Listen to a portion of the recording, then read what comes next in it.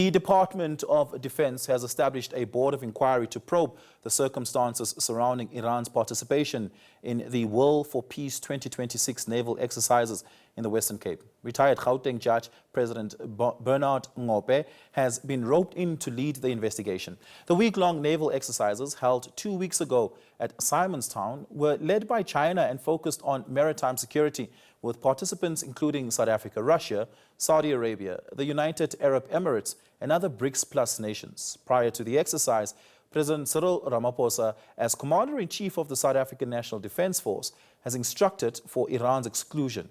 Defence analyst Dean Wingrin joins us now on this developing story. Dean, good evening. Thank you so much for your time. Really do appreciate it. He's announced at least the body of the investigating inquiry. But what's not entirely clear is the extent to which the investigation will probe and the specifics around witnesses, terms of references, and that will be established at least by the investigating team and the inquiry at least as they decide what the important pieces of evidence are to collect. Where would you advise them to look to? Yes, thank you. And that's a critical piece of information that you've mentioned, is that the terms of reference is the all-important item that they have to adhere to. And we've got no idea how wide those terms are or how restricted, or even the timetable. Minister Masheka, from Minister of Defense, she initially indicated that this board of inquiry would have 1 week to submit a report, which is rather rushed. And I submit that the inquiry will require far longer. But obviously, there's a large number of groups of people who they will need to interview, starting possibly from the president himself. They would need to know exactly what were the instructions, who was it given to, and how was it delivered? Was it verbal or in writing? And from there, trace the route and as to exactly who received the instructions and what was their interpretation of those instructions, as well as possibly even representatives of the other participating nations, because the president had stated that he had consulted with everybody concerned, and that being China, Russia, and Iran as well. And so they would have known what the intentions of the president is. But those all important terms of reference and how wide can the members investigate will determine, what they'll be able to find out. Yeah. Dean, you mentioned that it's important to establish who was given the information, how that information was relayed, and what happened between when the information was conceptualized and communicated, why that wasn't carried out. So what you're saying is that it matters how the information was relayed. What is the standing protocol for information and instructions in particular coming from up top, particularly from the Commander-in-Chief? And how should the committee then, or at least the inquiry, juxtapose what happened against what should have happened? Yeah, well, this particular exercise is a little bit different from your standard because there are foreign countries involved.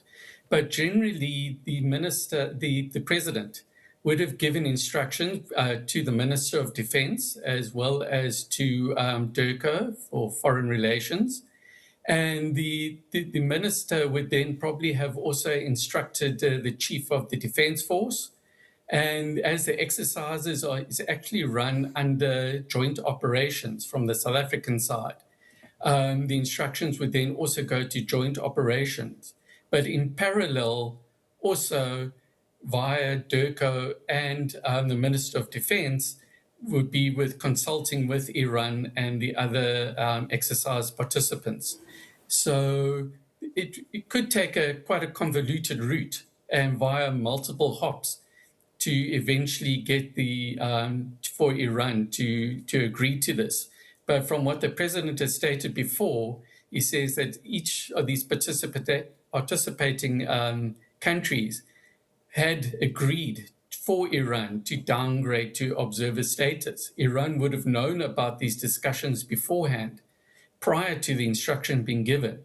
So I would hope that this board of inquiry would also say, why was Iran still participating when they knew that the president, the host nation, wanted them to downgrade and not participate as a full participant. Yeah, the success of this inquiry, Dean, relies on the forthcomingness of those who will be required to provide information. And typically, the defense forces and units are known to be loyal to each other. It's an important recipe for their success. Is there a possibility that they might close rank on this to shield each other should there have been at least some part of their actions being negligent and, of course, ignoring the president? There's a very real danger of that. And also, as this board of inquiry has been set up by the minister, it's also difficult for the members, no matter how well respected they are. They would also have to investigate the person who appointed them, being the minister. So, as well as, her interactions with the president.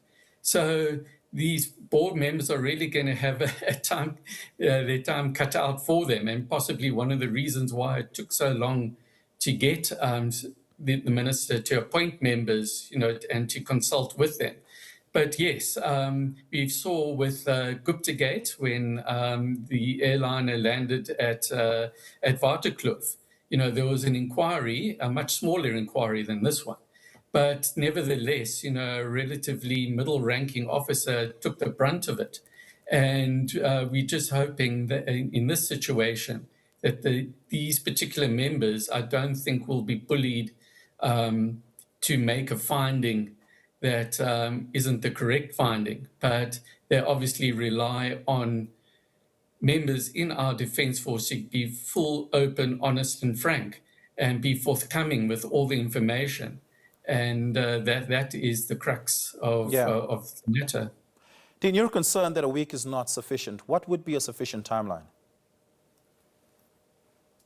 To do this properly, I would say a month, because there's a wide-ranging number of positions and people that need to be consulted, and not all of them will be available immediately. And I'm sure some of them will try and postpone it for legal representation and so on. But I would say a month should be sufficient for this. Yeah. Dean Wingrin, thank you so much for your time and your insights. Really do appreciate it. Dean Wingrin is a defense analyst.